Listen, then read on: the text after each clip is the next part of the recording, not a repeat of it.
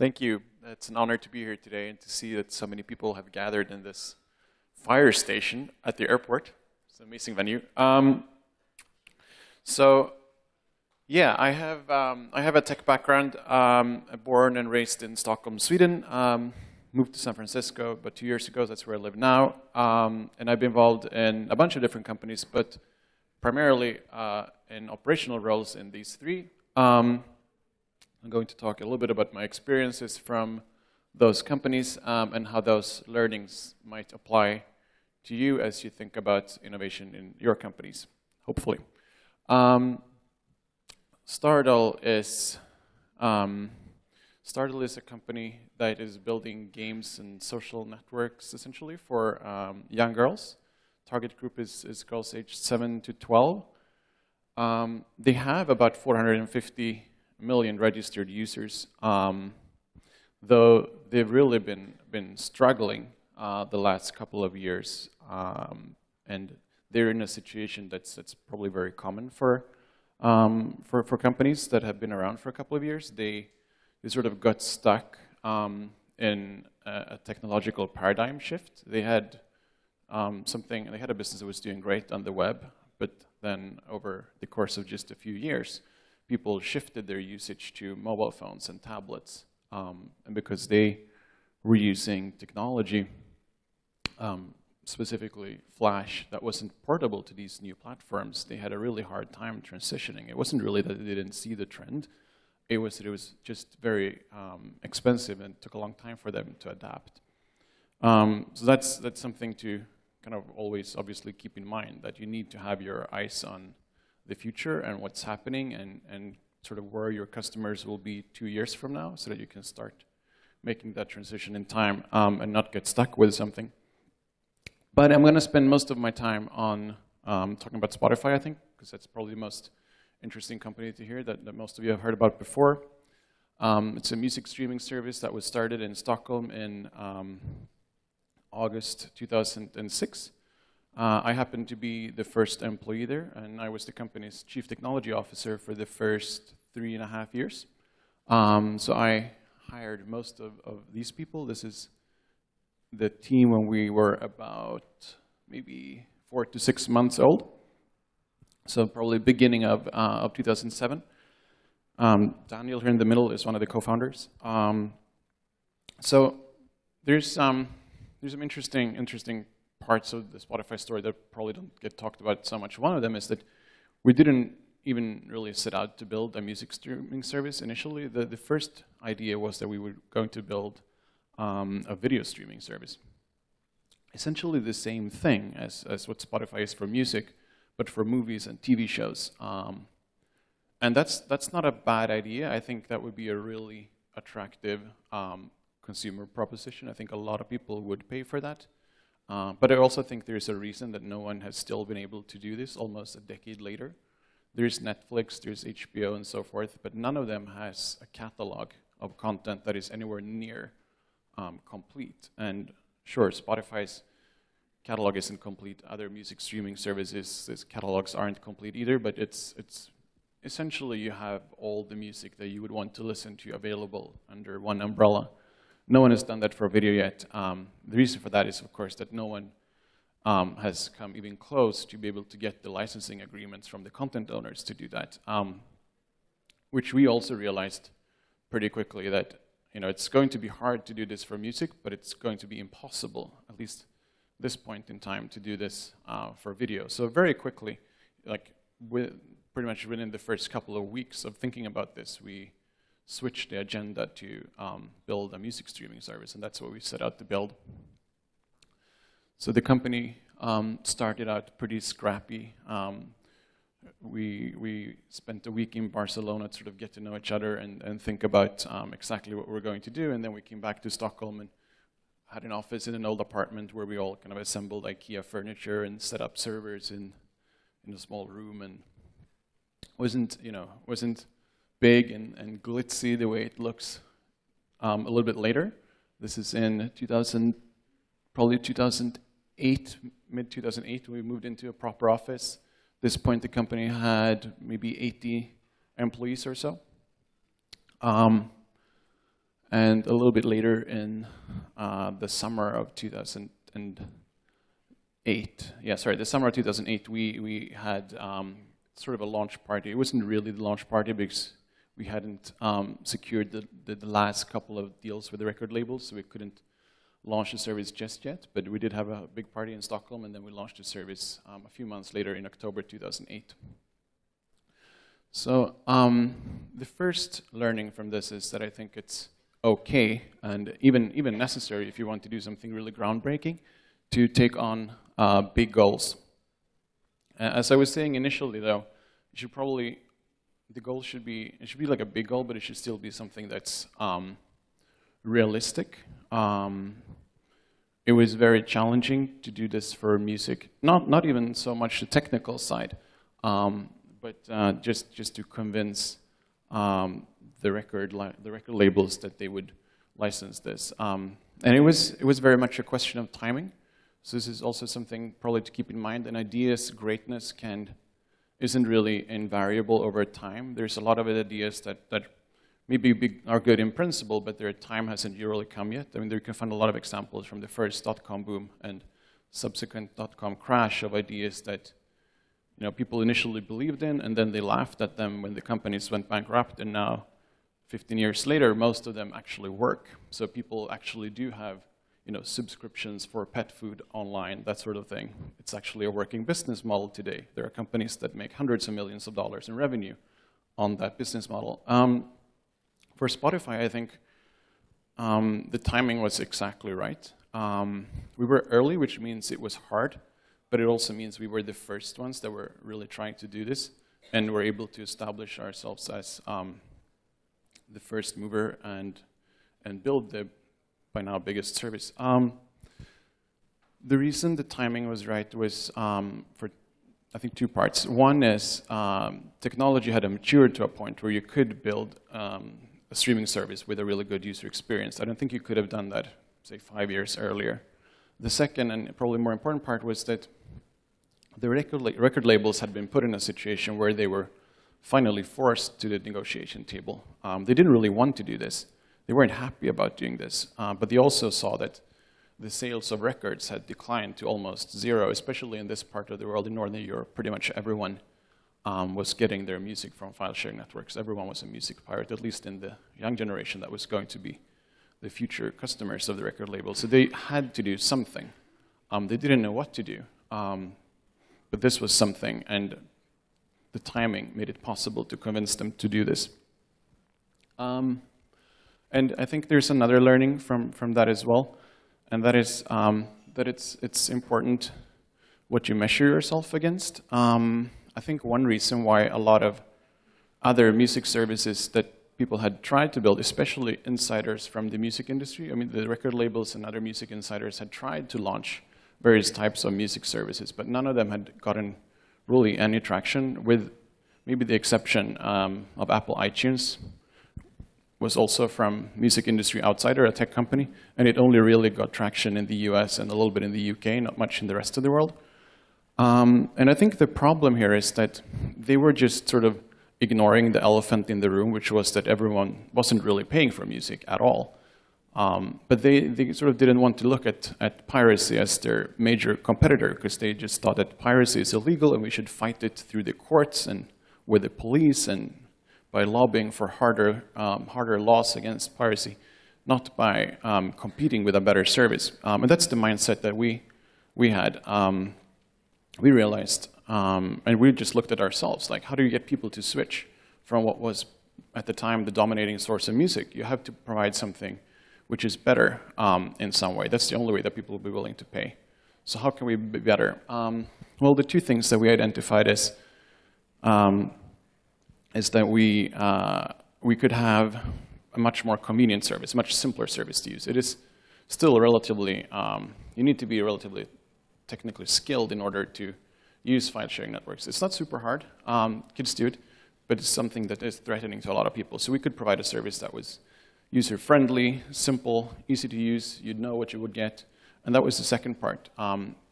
We could compete on quality, not even necessarily higher quality, but more consistent quality. So you would always know that what you'd get. You'd always get the same bitrate. You'd always have correct labeling about all the music. You know, if you search for an artist and find an album and start playing it, you know that it's going to be that album and not something else that someone just renamed.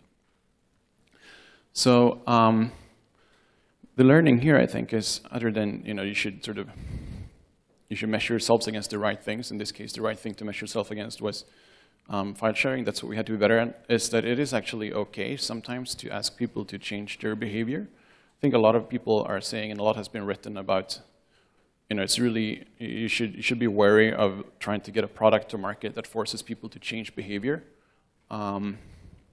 I think there's a lot of truth in that it's going to be really hard to get people to do that, but I also think that it's a challenge that it's okay to take on at times when you have something that you really think is great and when you have a compelling enough reason for people to change their behavior. Where were we? Oh, right. The other takeaway, I think, from this is that it pays off to invest in product. As someone with a tech background, of course, I would say this, but I do believe it's true. I do believe one reason of Spotify's success is that it is a well-engineered product.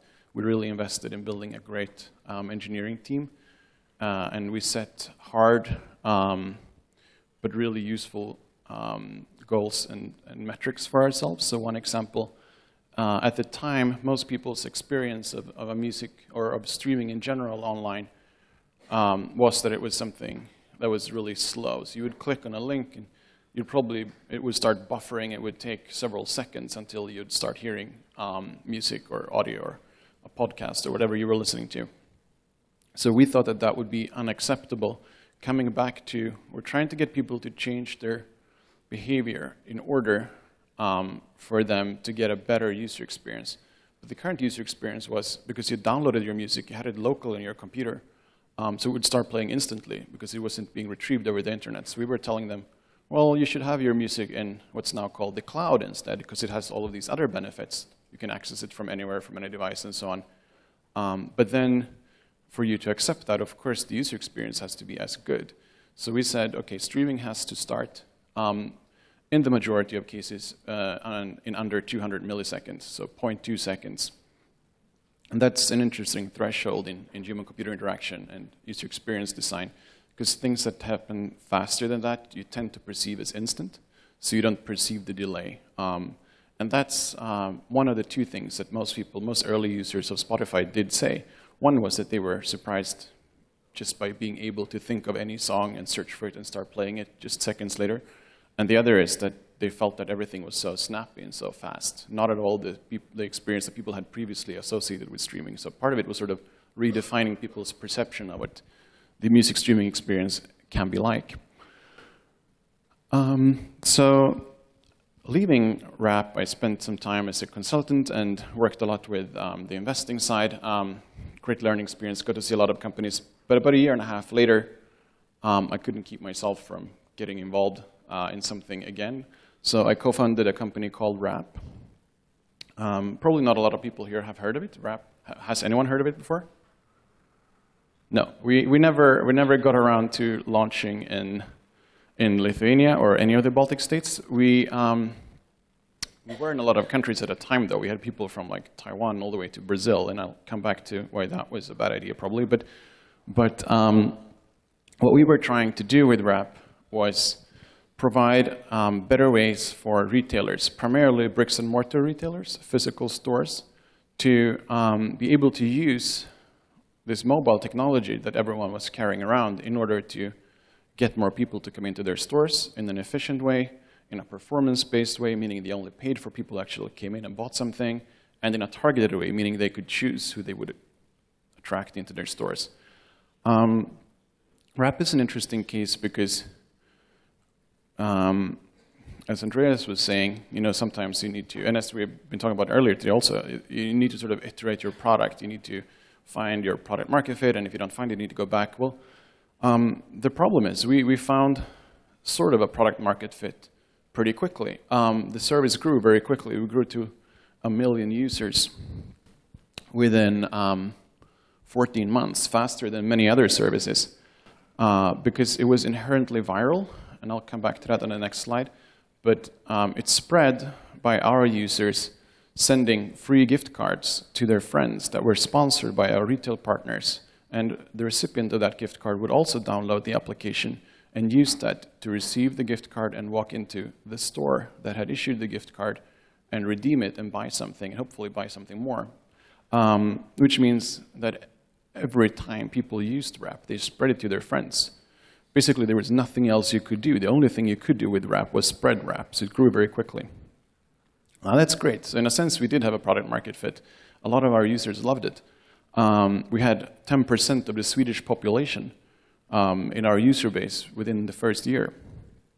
The problem was, over time, more and more retailers were saying, well, you know, it's great. A lot of people come into my store, but so H&M had issued this $10 gift card, and someone received it, and they found a T-shirt for $9.95, and they bought that and said thank you and went left. And that's not really a good deal for the retailer, at least not if the person doesn't come back. So part of our thesis has been and is that over time, bricks and mortar retailers will shift the metrics they're using to metrics that are closer to what online retailers are using, that have much, much more data about how their customers behave. Specifically, we think they have to look at customer acquisition costs from a lifetime value perspective. So how much they're willing to pay for getting someone into their store shouldn't be dependent on that first transaction. It should be dependent on all the subsequent transactions as well, because they've generated a new, hopefully loyal customer. But we couldn't prove that we did that because we didn't have that data. So we needed to change the product. We needed to change the product in a way so that we could get access to that data and make not only our users happy, but also our retail partners. So we had two sets of customers. We needed to make both happy. So we had product market fit on the one side, but not really on the other side, at least not something that was long-term sustainable. That's why the team in Stockholm are currently working on connecting Wrap to a credit card. And when we do that, we'll be able to see future transactions as well. So we will have a much richer set of data that we can report to retailers and say, hey, you know, this person that you attracted at this cost, they come into your store another 4 times the following 6 months and was worth this much. So this was a good deal for you after all, and you should keep using this. You should even expand the program, hopefully. So a takeaway from this is sort of the importance of viral growth. It's one way to get to hyper-growth in a startup. And there's a lot of material to read about this online, so I'm just going to say a few keywords. And this is specifically applicable to online services because it's so easy to spread them. But it's actually applicable to any sort of product because this is the same process that happens when something spreads word of mouth. A happy customer of your product talks to someone else about how great your product is, and they become a customer, and then they talk to someone else about how great the product is, and then that person becomes a customer. It's the exact same process. It's just slower. You won't grow to 1 million customers within a year using purely word of mouth, probably. But the process is the same. And 2 metrics are equally important to keep in mind, I think, in both cases. One of them is what we call the viral coefficient. So the viral coefficient is the product of 2 numbers. The first number is when a user starts using your product and starts spreading it to their friends. How many friends do they spread it to? So that's one number. And then the other number that you multiply that with is for every person that gets to hear about your product from a friend, how likely are they to also become a user or a customer? So that's the other number. You multiply these 2, and you get the viral coefficient. If the viral coefficient is above 1, that means your product is growing. And it's, in fact, even growing exponentially, which means ultimately it will be huge. But how fast you'll get there depends on the other number that we call cycle time. So cycle time is the time between when a user spreads your product, or when a user tells someone else about your product, and that person also becomes a user. If that time is short, your growth is obviously faster. So 3 things that you can work on here. One is get your customers to talk to more other customers, whether it's by just clicking some links in your app and sending it out to more people, or just talking to them in any other way, like calling them or whatever. Get your customers to talk to other people. The second one is people who hear about your product, make it as easy as possible for them to become a customer. By increasing both of those metrics, you increase the viral coefficient. If you get it about 1, it spreads virally. Cycle time is, of course, just making all of all of these processes smoother so that it happens faster. So that's sort of a mini lesson in viral growth. The other sort of lessons learned from RAP is the danger of getting distracted. We were very distracted by primarily two things, which slowed down our progress a lot and did cost us a lot of money. So this is a lesson in what not to do. The first thing that might distract you are competitors. Of course, it's important to keep a mind on your, or to keep an eye on your competitors, but it can't be what controls your strategy. You still need to own your own strategy. So in our case, just months after launching this product, we were cloned by 20 other companies all over the world. We had 4 clones that did exactly the same thing, only in China. But we had clones all over the world, including several in Europe and several in the US. Most importantly, we were cloned by the Sauer brothers. It's 3 German brothers that run a company called Rocket Internet that has built an immense and very successful and ruthless business on cloning other tech startups globally. So they have a presence in like 150 countries or so. They're very, very good at what they do.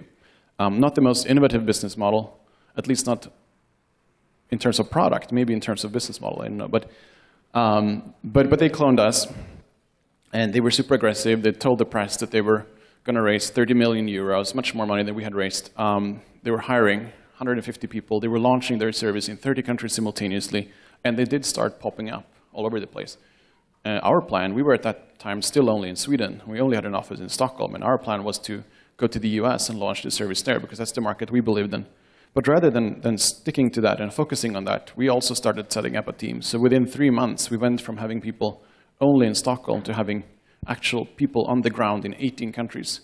So it was a crazy rollout process. And we were head-on with them for like 6 months and spent all of our resources on just competing with them rather than executing on our product strategy and making our vision a reality. Eventually, they folded in pretty much every market, and eventually in every market. So in a sense, we did win over them. On the other hand, we spent so much money doing it, and I would have rather, in retrospect, spent that money on executing on the original strategy. The second way that we got distracted, and it's also very easy for a small company to happen, for this to happen to a small company, especially if you get a lot of attention. We were in very deep discussions with very large tech companies in Silicon Valley, Facebook, Apple, and Google, about having them as distribution partners. And all of these potential deals would have been immensely important for RAP had they happened. And we spent a lot of time and energy on this. And they spent a lot of time and energy on this. They had large teams working on these partnerships. However, they probably also had large teams working on 50 other potential partnerships, because they're a big company and they can do that. And for you, this one partnership is like the only thing you're focusing on. But for them, they're focusing on so many other things as well. And maybe only one of these 50 potentials will actually happen, and chances are that's not going to be you. So you need, and in our case, none of them did happen, but we spent so much time on it. So you need to own your own distribution strategy. You can't rely on partners for distribution. A lot of startups get stuck in that situation where they're like, if I can only make this deal with this partner, then they will distribute me through all their stores or to all their customers. It's very dangerous. It's very dangerous to get stuck there. You need to figure out a way how you can get to customers yourself without relying on partners. So those are the lessons learned. Thank you. Do you have any questions?